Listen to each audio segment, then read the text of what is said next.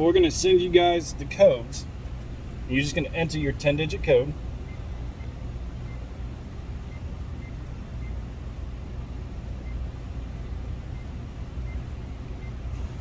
You'll get the green light that flashes up here and turn it like a deadbolt.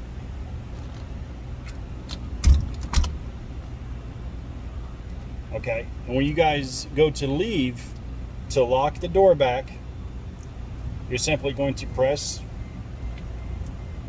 the Schlage button. It'll turn green and turn it like a deadbolt to lock it.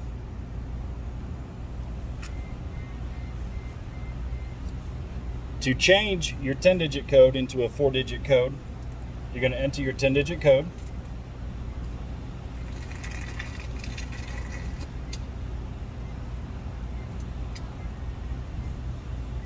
Press the Schlage button.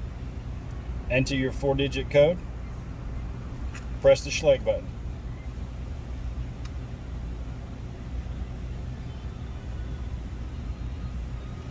And then to test it, just press in your 4-digit code, hit the green button, the Schlage button, and unlock it.